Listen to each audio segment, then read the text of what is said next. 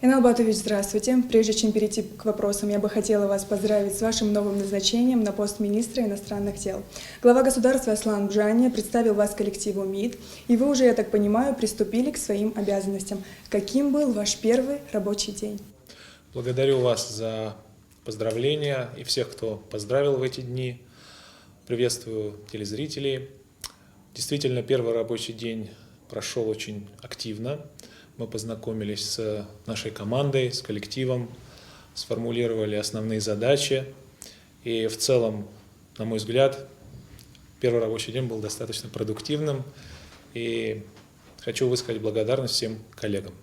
Перейдем к основному интервью. Скажите, какие первоочередные задачи, на ваш взгляд, стоят на сегодняшний день перед внешнеполитическим ведомством Абхазии? Задач очень много. Мы сейчас в данное время вместе с коллегами собираемся по направлениям и формулируем дорожную карту общую, которая будет отображать основные проекты, которыми мы будем заниматься, с конкретными сроками исполнения и конкретными ответственными лицами. На мой взгляд, такой системный проектный подход позволит нам добиваться результатов на внешнеполитическом направлении и, безусловно, будем информировать общество, наш народ о планах и результатах нашей работы. Какие направления являются или должны стать приоритетными во внешней политике Республики Абхазия? Вы знаете, самое главное – это, безусловно, всеобъемлющее укрепление отношений с Российской Федерацией. Безусловно, здесь есть куда двигаться, при этом многое сделано. Наши отношения базируются на очень прочном фундаменте двусторонних соглашений, которых более 200. Это серьезная договорно-правовая база. Она включает, безусловно, два основных больших соглашения. Это договор 2008 года, который был подписан, и договор 2014 года, который как раз предполагает координацию во внешней политике. Он предполагает содействие участию Республики Абхазия в международных интеграционных группировках на постсоветском пространстве, создание общего пространства обороны и безопасности и, естественно, содействие социально-экономическому развитию Республики Абхазия. Это, безусловно, самый важный, сложный, болезненный вопрос. Нам нужно восстанавливать нашу материальную инфраструктуру, наш экономический потенциал. Денежных средств в республике не хватает для решения этого вопроса, и, безусловно, нужно привлекать инвестиции, денежные средства. Президент Республики Абхазия прикладывает максимум усилий для того, чтобы эти задачи решались, и для того, чтобы у нашей страны были ресурсы для того, чтобы развиваться. Что самое главное, сегодня в этом сложном меняющемся мире, в 21 веке, это очень важный приоритет. Еще очень важный приоритет – это развитие межрегионального сотрудничества с регионами Российской Федерации.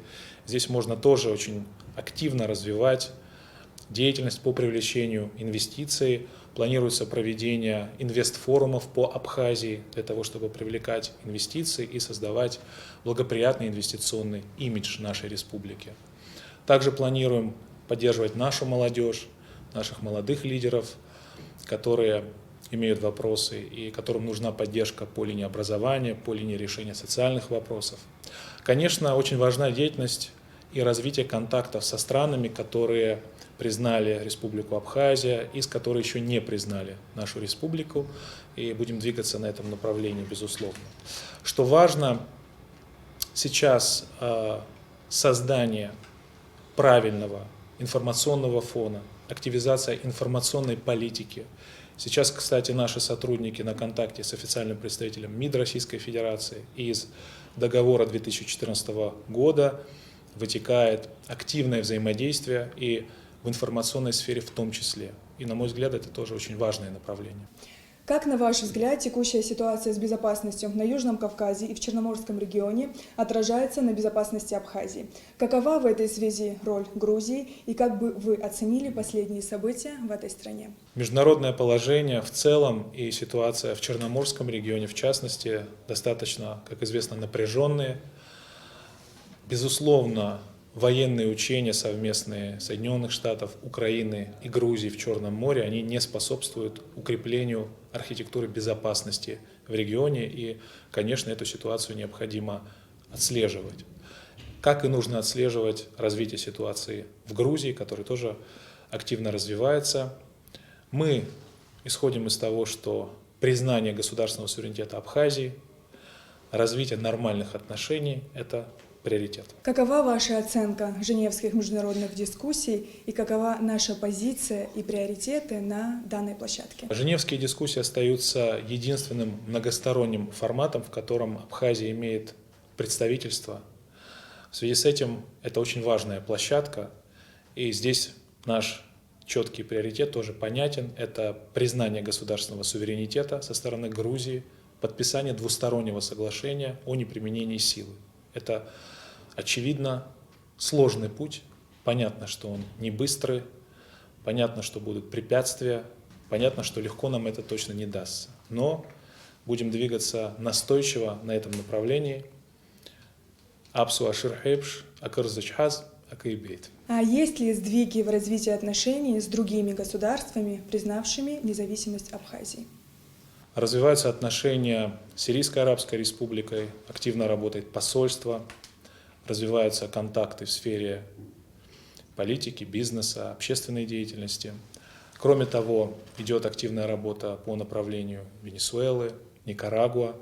Сейчас с коллегами обсуждали вопрос открытия посольства в Никарагуа и рассчитываем на то, что не позднее первого полугодия в следующем году уже будет полноформатно запущена работа посольства. Поэтому работа, контакты с теми странами, которые нас признали, будет расширяться, углубляться. И считаем это очень важным направлением. Инал батуйпа, ишсе яшуит акчиярокwe, аман шалариш напызлаку аусаджа, и табуб айштражараза. И табуб дарадза, астагылу амта, ишадыр уэйпш, жилар пчарапи атаглаза, шадарадза и вадаю, Хайдгыла на усура халагар, ауадайра кузиге ахысует, хажлар, чар, ирухо, аус, инхакзару. Табуб дараз.